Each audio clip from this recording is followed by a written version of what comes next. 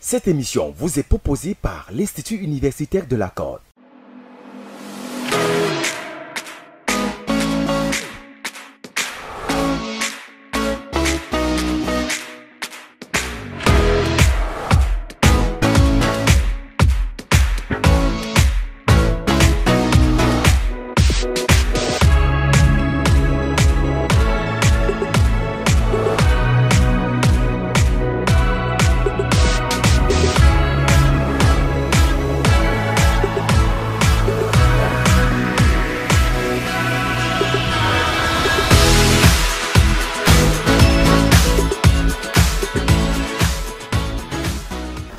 Bonjour à tous, je salue tous les élèves, les candidats au baccalauréat et au probatoire de l'enseignement technique, industriel et commercial.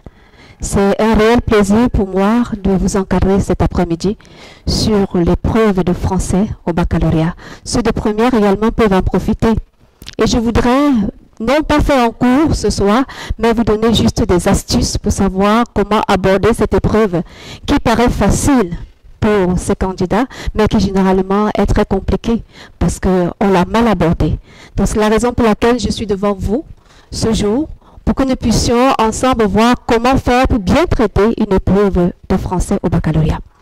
Je rappelle que l'épreuve de français est une épreuve de 3 heures. C'est une épreuve de 3 heures avec plusieurs étapes. Et nous avons 3 sujets au choix. Certainement, vous l'avez fait en première et peut-être que vous l'avez déjà fait en terminale si vous reprenez la classe ou c'est la première fois que vous abordez cette épreuve. Donc, c'est une épreuve qui a 3 sujets au choix. Et généralement, qu'est-ce qu'on a constaté? C'est que beaucoup d'élèves de l'enseignement technique industriel, pour la plupart, choisissent à 90% le sujet de type 1. Et on peut compter environ 8% le sujet de type 3, qui est la dissertation de culture générale, et peut-être 2% le sujet de type 2, qui est la dissertation littéraire. Et pourquoi ce choix? Le sujet de type 1, que beaucoup choisissent, c'est l'expression de test. Nous avons un test, et ce test compte environ 500 à 700 mots. Et quand le candidat lit le test, il se dit qu'il a même de répondre aux questions dont je vais parler tout à l'heure, à savoir la compréhension, le maniement de langue, esprit de synthèse, expression écrite. Mais généralement, qu'est-ce qu'on constate? Qu'après avoir répondu à ces questions, nous avons peut-être des notes inférieures à 10. On peut avoir 2,5, 3, 4 sur 20. Pourtant, le sujet paraissait facile. Donc, ce jour, je voudrais m'attarder beaucoup plus sur le sujet de type 1, parce que c'est le sujet de prédilection pour tous les candidats. En ce qui concerne l'enseignement technique commercial, là, nous avons pratiquement le même format, mais il y a une petite différence, c'est qu'il y a un test pour le sujet de type 1, il y a un test, et à l'issue de ce test, nous avons la langue et une série de questions qui concernent la communication, la morphosyntaxe, la sémantique et la rhétorique. Et nous avons la deuxième étape qui est l'esprit de synthèse, et pour finir, expression écrite. Et cela se traite de manière différente. La dissertation littéraire, on a remarqué que les techniciens, pour la plupart, n'aiment pas lire. C'est difficile pour eux de prendre une œuvre au programme et de la lire. C'est ça qu'ils choisissent généralement, de ne pas aborder ce sujet. Parce qu'ils n'ont pas assez de compétences, ils n'ont pas assez de connaissances sur la littérature. Puisque pour aborder ce sujet, il faut savoir, il faut connaître les différents auteurs, il faut connaître les courants littéraires, il faut avoir également des citations littéraires, ce qu'ils n'ont pas, c'est pour cela qu'ils abandonnent. Le sujet de type 3 qu'ils choisissent parfois, dissertation de culture générale, oui, c'est un sujet qu'ils aiment bien parce que c'est l'actualité. Ça concerne l'actualité et ils aiment bien choisir ce sujet-là parce qu'ils peuvent quand même dire certaines choses à ce niveau. Pour les commerciaux, c'est la dissertation littéraire et le commentaire composé. Et ce qu'on a remarqué avec eux, c'est que le commentaire composé, ils ne l'abordent pas du tout. C'est un test, il faut commenter, il faut apporter des éléments de langue, ce qu'ils ne maîtrisent pas. D'où le refus catégorique de prendre ce sujet. Nous revenons donc à notre sujet de type 1, exploitation de test. Qu'est-ce qu'on y retrouve?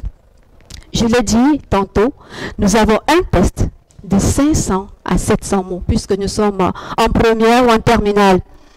Et ce test est choisi à dessein. C'est un test qui aborde les sujets d'actualité. Ça peut être la jeunesse, ça peut être la pandémie, la crise sanitaire que nous vivons en ce moment. Ça peut être tout ce qui concerne l'actualité, notre actualité au Cameroun comme l'actualité ailleurs. Donc c'est un sujet que les enfants sont censés maîtriser.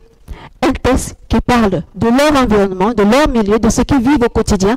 Ça peut être par exemple la corruption, pourquoi pas, la violence en milieu scolaire, la démission des parents. Voilà autant de sujets qu'on peut aborder. Mais quand le candidat choisit ce sujet, il se dit après la première lecture, je peux facilement répondre aux questions. C'est une erreur. Parce que généralement, ils lisent une seule fois. La première lecture ne permet pas de comprendre le sujet. La première lecture, c'est une lecture d'appréhension. C'est une lecture qui te permet juste de savoir de quoi il est question dans le test. Quel est le thème qui est abordé? Quel est le sujet? Quels sont peut-être les grands éléments qu'on y retrouve? Donc, ça ne suffit pas pour pouvoir répondre aux questions. C'est pour ça qu'il est important de passer de la lecture d'appréhension à la lecture de compréhension et même d'explication. Cela veut dire que j'ai un test devant moi. Je dois prendre le temps de le lire une première fois. Je ne comprends pas grand-chose, mais je ne m'arrête pas là. Je reprends la lecture. Je peux m'aller avec mon stylo, le bout de mon stylo, sur les phrases que je lis pour mieux comprendre. Pourquoi pas souligner certaines expressions qui me paraissent un peu difficiles? Je prends le temps de bien lire parce qu'il faut que je comprenne le test. Et pourquoi le test? Parce que toutes ces questions dont nous avons parlé, questions de compréhension, de connaissance et maniement de la langue, d'expression de synthèse, d'esprit de synthèse autant pour moi, et d'expression écrite, toutes ces questions relèvent du test, ont pour base le test. C'est pour ça qu'il est très important de connaître le test. Alors, je voudrais aborder la première partie, qui est la compréhension de test. La compréhension de test, comme son nom le dit, c'est pour savoir si tu as compris le test. Comment peux-tu comprendre le test si tu ne le lis pas? Comment peux-tu comprendre le test si tu ne sais même pas de quoi il s'agit? C'est pour cela qu'il est important de bien lire le test. Et dans cette partie compréhension du test, nous avons généralement 2 à 3 questions. La première question te permet de savoir si tu as véritablement compris. Et vous n'êtes pas surpris quand on vous pose la question de savoir donner un titre à ce test et justifier votre réponse. Parce que le titre part de ce dont on parle dans le test. Et ça te permet de savoir de quoi il est question. C'est à partir de ce dont il est question dans le test que tu peux donner un titre à ce test.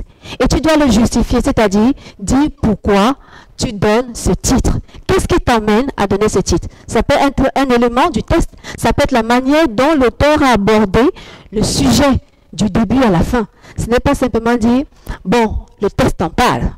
Hein, l'auteur l'a dit, ça ne suffit pas, ça ne convainc pas. C'est pour ça que c'est très important de bien comprendre de quoi il est question dans ce test. La deuxième question de compréhension de test, généralement, c'est une question qui te permet de savoir si effectivement tu as maîtrisé les éléments qui sont abordés dans le test. On parle de la jeunesse. Peut-être quels sont les problèmes que rencontre la jeunesse dans le test. On parle de la corruption, comment ça se manifeste dans le test. Donc, tu poses cette question pour t'emmener à entrer dans le test et à tirer des éléments. Cela ne veut pas dire que tu allais recopier tout ce que l'auteur a dit. Non.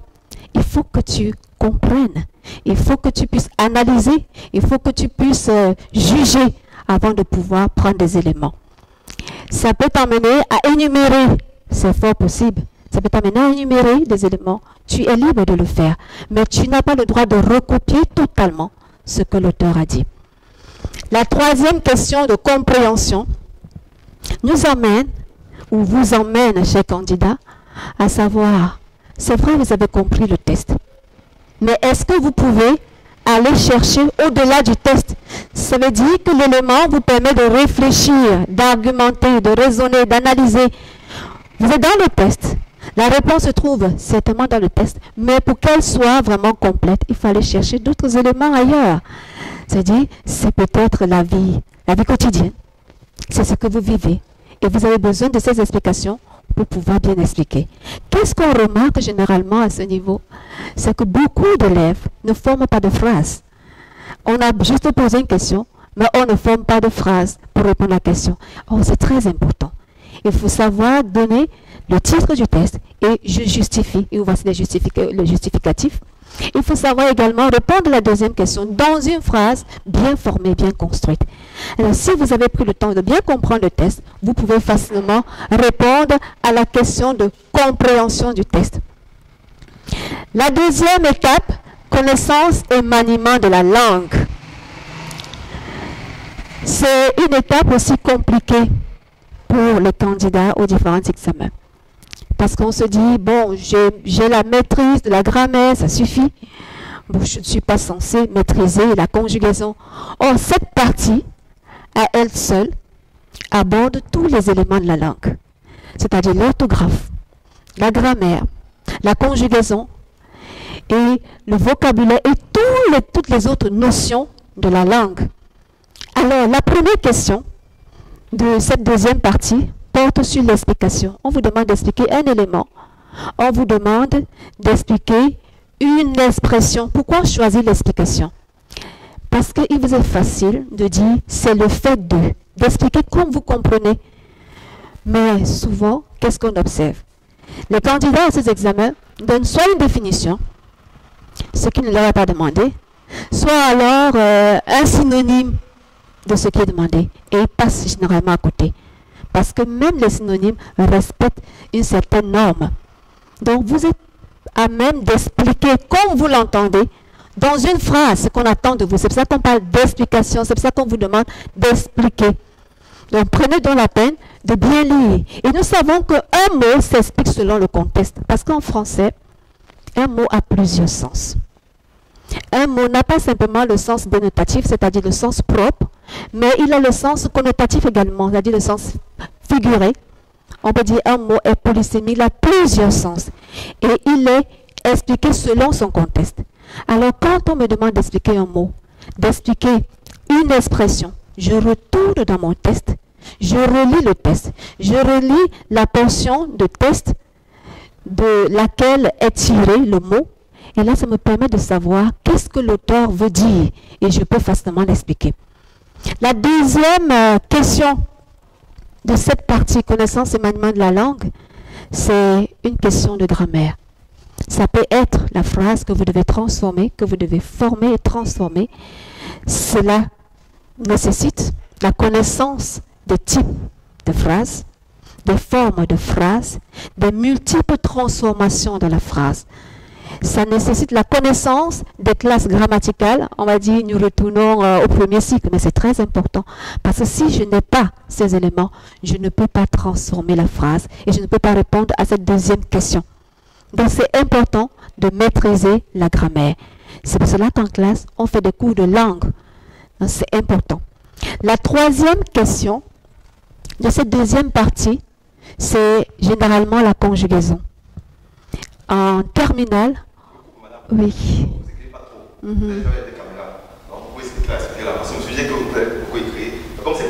Non, je... D'accord. J'ai déjà écrit tout ce dont j'avais besoin. D'accord.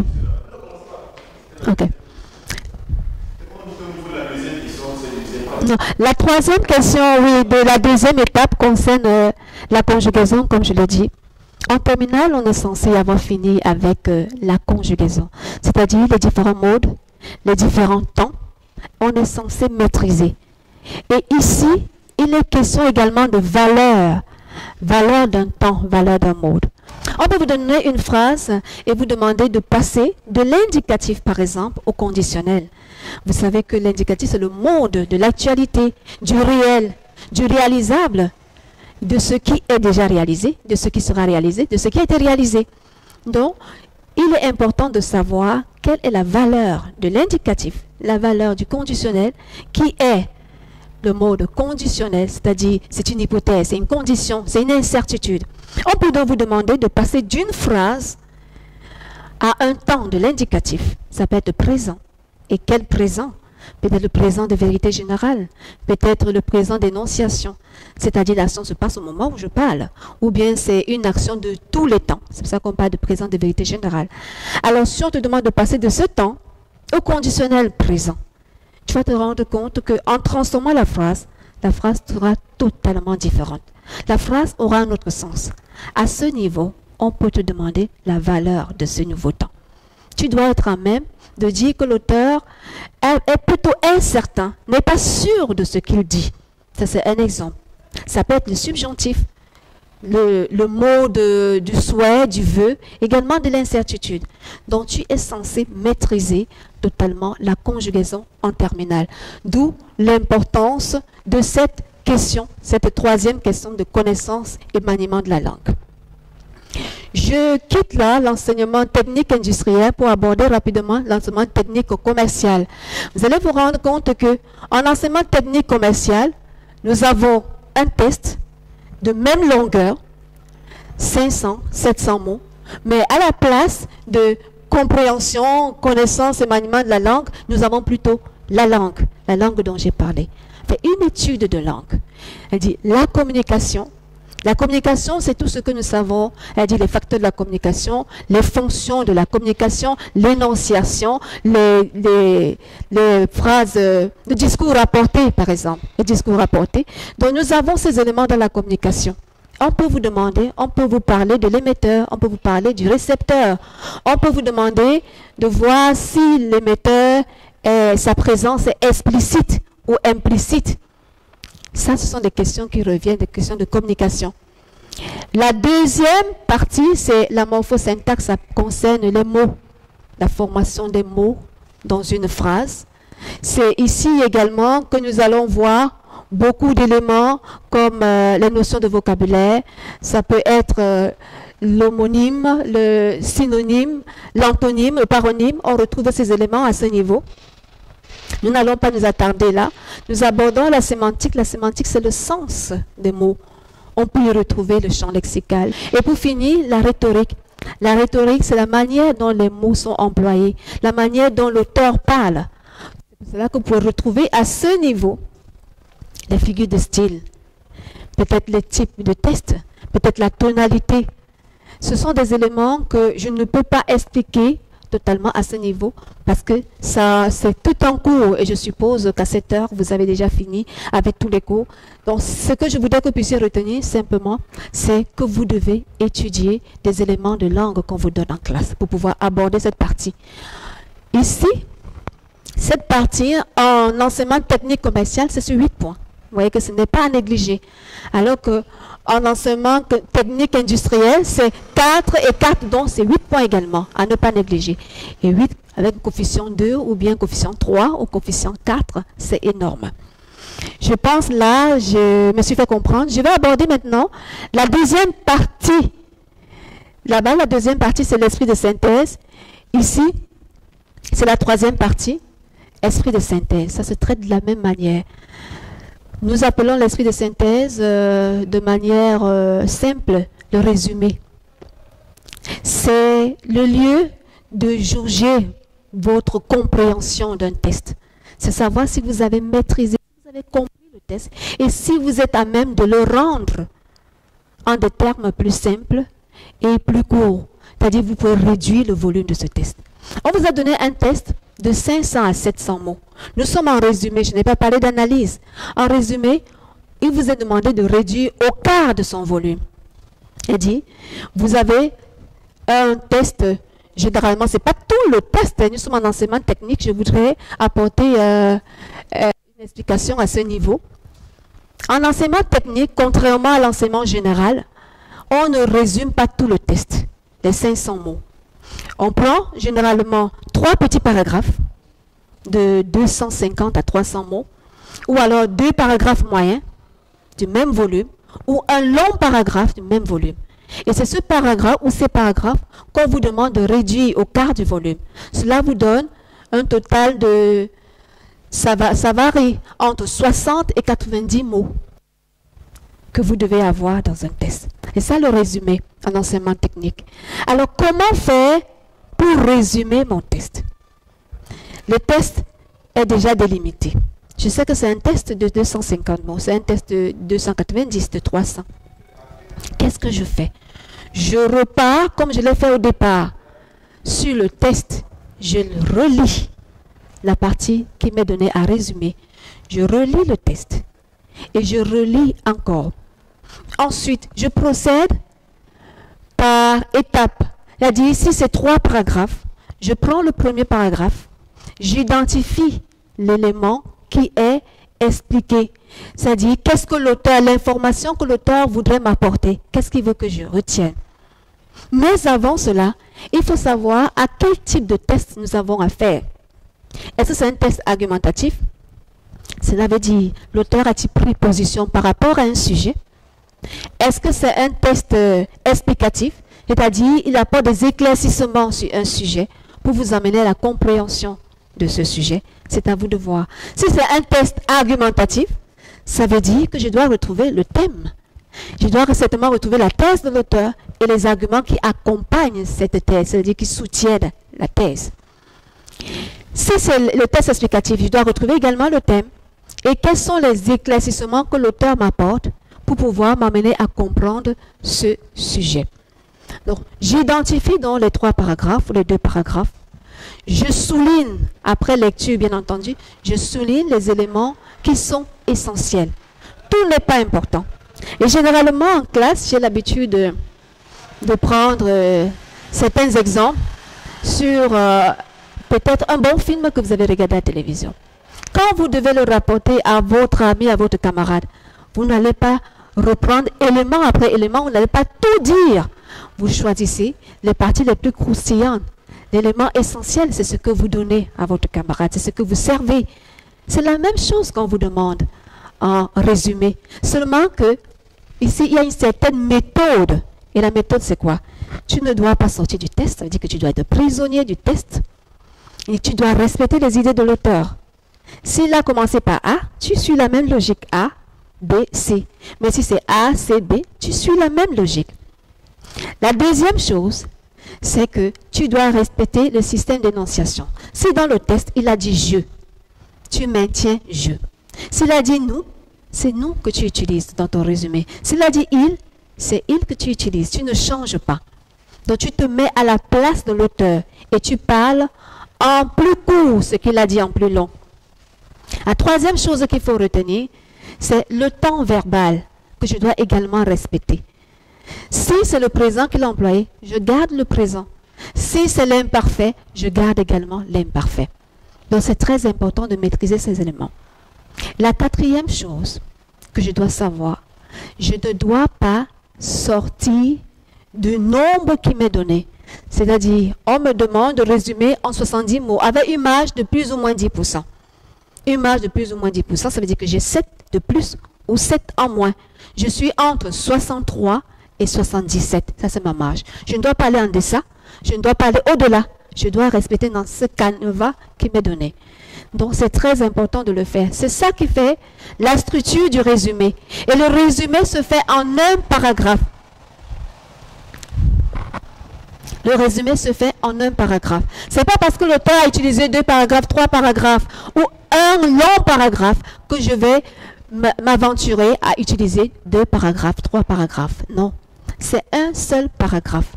Mais comment agencer maintenant les idées qui vous sont données? On utilise ce que nous appelons généralement les connecteurs logiques. Ce sont des éléments de la langue qui assurent la transition entre les idées. Ça peut être des connecteurs de position, d'addition, de cause, de conséquence. Ça dépend de ce que l'auteur a dit. Donc si dans la deuxième idée, l'auteur va en contradiction avec ce qu'il a dit un peu plus haut, c'est-à-dire que là, je dois utiliser un connecteur logique d'opposition. Et les connecteurs logiques, c'est quoi en fait? C'est des conjonctions de subordination, des conjonctions de coordination. Ce sont les locutions conjonctives comme or, comme parce que, comme mais, comme par conséquent, etc. Donc ce sont des éléments qu'on néglige parfois, mais qui sont très importants dans la rédaction d'un résumé. Et tu dois te rassurer à la fin de ton résumé qu'il est cohérent.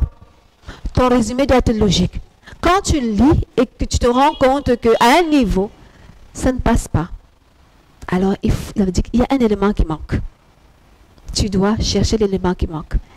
Et quand tu lis ton résumé, tu te rends compte qu'à la fin, tu es au-delà de la marge qui t'est impartie. Alors, tu réduis. Il y a plusieurs manières de réduire. On en a parlé en classe. À la place de l'énumération, tu peux choisir un terme générique. À la place peut-être d'un connecteur logique, tu peux choisir un signe de ponctuation. La ponctuation ne se compte pas. Peut-être dire parce que, ou bien en effet, en 2 mots, j'utilise les 2 points et j'économise les 2 mots. Donc, c'est ça. Il faut savoir économiser, il faut savoir réduire. Et c'est ce qu'on attend de toi, de manière méthodique. Je vais finir avec l'expression écrite. La plupart des candidats pensent que quand ils ne font pas, ils ne choisissent pas la dissertation littéraire ou la dissertation de culture générale, ils sont à l'abri de la dissertation. C'est une erreur. Parce que même ici, en expression écrite, c'est la dissertation. Mais seulement qu'elle est plus concise, c'est une mini-dissertation, c'est une petite dissertation en fait. Elle est plus concise. Alors, qu'est-ce que je fais? Généralement, le sujet qu'on vous donne est tiré du test dont j'ai parlé. J'ai dit que tout se base sur le test. Même l'esprit de synthèse est sur le test. Expression écrite, c'est un sujet qui te permet de discuter, de réfléchir de manière personnelle sur un élément, sur un angle tiré du test. Et tu dois aller au-delà du test. Mais tu t'appuies également sur le test parce que le test te permet d'avoir certains éléments, peut-être pour illustrer ta mini-dissertation. Ça peut être peut-être des exemples. Tu as besoin d'accompagner cela d'exemples et tu en tires dans le test. À ce niveau, tu dois réfléchir sur le sujet qui t'est donné. Réfléchir, ça dit quoi? Le sujet, comme j'ai dit, c'est un sujet d'actualité. On ne va pas au-delà du test. C'est dans ton raisonnement que tu vas au-delà du test. Mais l'angle a été abordé d'une manière peut-être très simple. Dans le test, on te demande d'élargir maintenant ton champ de connaissances. On vous demande de discuter, de donner votre point de vue. À ce niveau, il faut savoir, c'est une dissertation. Et comme c'est une dissertation, je dois respecter le format de dissertation, le canevas de dissertation. Cela veut dire, j'ai une introduction, j'ai un code de voix, j'ai une conclusion. Mais qu'est-ce qu'on remarque chez les candidats? C'est que on aborde un seul test, on répond aux questions. Je pense que l'auteur a raison. On explique et on a terminé. C'est une erreur.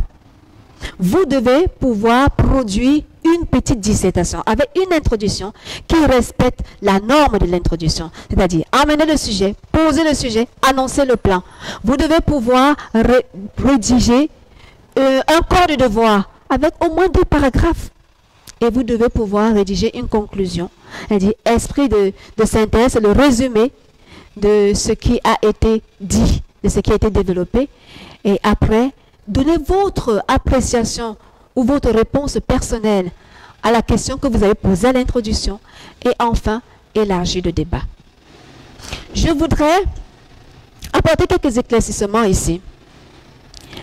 Quand nous avons fini avec l'introduction, l'auteur qui a donné la citation vous amène à réfléchir. Il a pris une position.